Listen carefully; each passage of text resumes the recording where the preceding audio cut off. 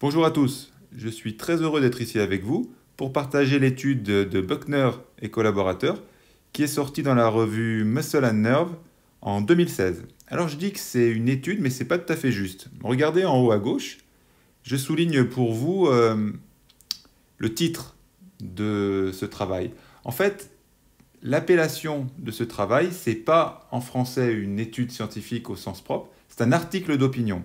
Un article d'opinion, c'est dans une revue scientifique, un article qui est lié non pas à la démarche expérimentale en tant que telle, à savoir les auteurs ont une hypothèse, ils mettent en place une expérience pour la vérifier ou l'invalider. Non, là, un article d'opinion, c'est une revue des études sur un sujet en particulier, mais dans un angle donné. Souvent, c'est un article à charge, si on peut dire, qui va souvent à contre-courant de ce qu'on dit actuellement. Et donc, de quoi il s'agit spécifiquement? Il s'agit ici de revoir, selon les auteurs, de revoir l'importance qu'a l'hypertrophie musculaire dans la force. Pour eux, il n'y a pas ou peu de relation entre l'augmentation de la masse musculaire et l'augmentation de la force. On va voir en détail ce qu'ils veulent dire. D'abord, tout part de cette étude-là, publiée en 1955, qui met en évidence pour la première fois cette soi-disant faible relation entre augmentation de la masse musculaire et augmentation de la force. Ensuite, les auteurs vont chercher les différentes études qui iraient dans ce sens. C'est dans une seconde partie, hein, de là jusqu'à là, les auteurs passent en revue plusieurs études. Alors, les deux premières, en 2015 et 2016, sont des études avec beaucoup de sujets, plus de 200 sujets qui se sont entraînés 20 à 24 semaines et chez qui on observe une faible relation entre l'augmentation de la masse musculaire et l'augmentation de la force. Ceci étant dit, il faut bien signaler que ces deux études portent sur des sujets non entraînés. Donc ce n'est pas inintéressant dans l'absolu, mais nous, dans le monde de la préparation physique ou de l'entraînement, on ne s'intéresse pas aux sujets non entraînés, puisqu'on s'intéresse au monde de la performance. Donc, on a bien noté ces résultats-là, mais on met quand même un bémol pour l'application de ces résultats-là à notre champ d'expertise. Un autre résultat intéressant, qui est indiqué par là, voilà, ici. Les auteurs signalent dans une de ces études que pour eux, l'hypertrophie ne représente qu'un quart des gains de force. Je reformule ce que je pense que je n'ai pas été clair. Ce que je veux vous dire, c'est que pour les auteurs, les changements en force ne sont dus qu'à 25% environ, qu'à un quart, ne sont dus qu'à un quart à l'augmentation de la masse musculaire. Donc, chiffre intéressant qu'il faut aussi garder à l'esprit. Mais tout ça nous amène ensuite à l'étude de Zourdos, alors qui a lieu un petit peu plus loin, voilà, qui a lieu par là, l'étude de Zourdos. Elle est très intéressante, cette étude-là. Je ferai peut-être d'ailleurs une vidéo à ce sujet-là, en détail. Elle date de 2015, cette étude. Elle m'intéresse beaucoup, pourquoi? Parce qu'elle prend comme sujet 3 athlètes entraînés en force, en powerlifting et en haltéro. Donc très peu de sujets, 3 sujets, mais des sujets entraînés en force, puisque ce sont des compétiteurs en powerlifting ou en haltéro, avec des squats à plus de 2 fois le poids de corps. Donc là, c'est déjà nettement plus applicable à notre univers. Donc cette étude, elle a porté uniquement sur le squat, et dans cette étude-là, les auteurs disent, ben, vous voyez, il n'y a pas que chez les sujets non entraînés que l'hypertrophie a peu d'importance dans la force, puisque dans cette étude-là, les gains en force sont de 9% pour une augmentation de la masse maigre de 1%. Alors du coup, les auteurs continuent à dire, bah, vous voyez, même chez les sujets entraînés, ça ne fonctionne pas. Alors, je suis allé voir cette étude en détail, hein, et c'est là où c'est important de lire les études en détail, parce que sinon, on peut vraiment faire, j'allais dire des contresens, le mot est un peu fort, mais on peut quand même mal comprendre le contexte. L'étude de Zourdos, quand on rentre dans le protocole, c'est un protocole intéressant, mais très intense. tout le protocole de l'étude de Zourdos renvoie à un entraînement avec des charges supérieures à 85% de 1RM. Donc des charges extrêmement lourdes tout le long du protocole. Donc quand on lit le protocole, on se rend compte, ah bah oui, évidemment qu'on ne risque pas d'avoir une augmentation de masse maigre si on fait rien en dessous de 85% de 1RM. On est vraiment presque à 100% sur les facteurs nerveux, donc fatalement, d'un point de vue périphérique, d'un point de vue musculaire, il y a peu d'augmentation de la force. Après, quand on regarde plus en détail ce fameux 1% d'augmentation de la masse maigre, ben, c'est plus fin que ça. Il y a 3 sujets donc. Le premier sujet a progressé pendant l'étude de plus 1,1 kg de masse maigre. On ne parle pas de poids de corps, on parle juste de masse maigre.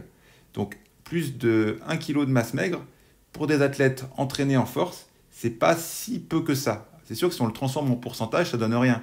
Mais en langage de terrain, 1% de masse maigre dans un protocole pour des athlètes entraînés, en plus avec un protocole qui attaque pas du tout l'hypertrophie, c'est pas mal. Le sujet numéro 2, là, c'est un peu plus étrange, effectivement. Lui, il a perdu de la masse maigre, il a perdu 700 grammes. Et le sujet numéro 3, lui, a pris 1,7 kg de masse maigre. Donc vous voyez, quand on rentre un peu plus dans les détails de l'étude, on comprend un petit peu mieux pourquoi l'hypertrophie et la force ne semblent pas liées, parce que fatalement, il n'y a rien qui peut les relier dans le contexte de cette expérience. Or, c'est ça qui me pose un peu problème, j'ai envie de dire, c'est que les études que Buckner et collaborateurs prennent sont ou des études chez des sujets non entraînés, ou une étude chez des sujets entraînés, bon, il n'y en a que 3 en plus, c'est pas beaucoup, mais complètement orientées sur un aspect du développement, à savoir des charges lourdes de type force maximale. Donc c'est sûr que là, on ne va rien obtenir. Alors continuons à voir ce que racontent les auteurs. La dernière partie de l'article d'opinion renvoie aux arguments liés au désentraînement. Donc là, les auteurs prennent 3 études où on voit les effets du désentraînement sur la masse musculaire toujours et la force. Et donc là encore, pas de relation entre perte de force et perte de masse musculaire. Donc, allons voir encore les études. Et là, aux surprises, c'est des études sur un public âgé, sur des seniors. Donc des gens qui ont plus de 60 ans. Donc 2 études comme ça sur les 3. Intéressant, mais là encore, qu'est-ce qu'on en fait, nous, dans un contexte de performance? Pas grand-chose. Il reste une étude faite sur des jeunes qui ont entre 20 et 35 ans, où là, l'étude, elle paraît folle de l'extérieur. Je vous la redonne. L'étude montrerait que suite à un désentraînement, pendant 32 semaines, ça fait 8 mois, c'est monstrueux, hein. Pendant 8 mois, il y aurait un maintien de force et une perte par contre de masse musculaire. Donc ça montrerait que la masse musculaire n'est pas importante dans le maintien de la force.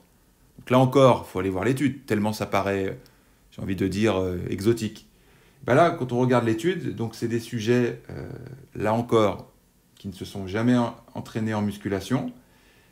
Donc fatalement, quand on les entraîne, les gains de force existent, mais on part de pas grand-chose. Et en plus, quand on lit l'étude en détail, on se rend compte que pour vérifier la perte de force, une fois par mois, les athlètes étaient testés sur leur 1RM tout au long de l'étude. Donc non seulement les sujets ne sont pas entraînés, mais en plus, périodiquement, une fois par mois, on leur faisait une sorte de rappel de force sur leur test de 1RM. Donc là encore, qu'est-ce qu'on peut en faire de cette étude?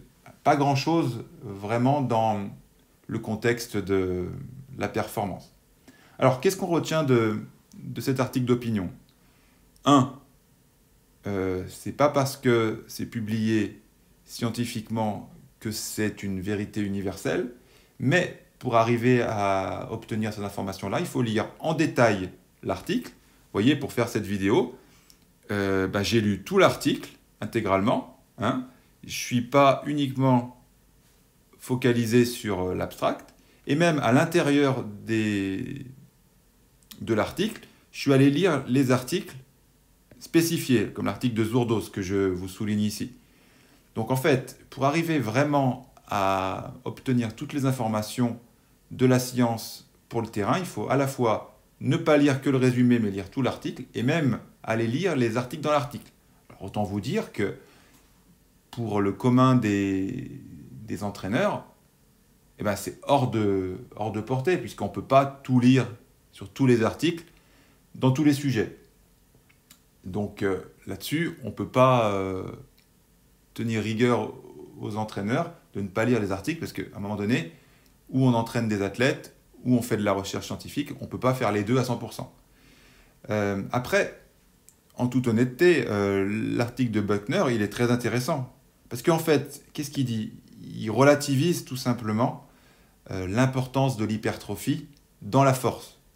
Et là, sur le terrain, on rejoint partiellement ce que dit Buckner, puisqu'on a tous vu sur le terrain des athlètes avec un niveau de masse musculaire relativement faible et puis un niveau de force bien plus important que la masse musculaire ne le laisserait présager. Et puis inversement, on a déjà vu des athlètes très musclés ou plus musclés que leur force maximale ne le laisse présumer.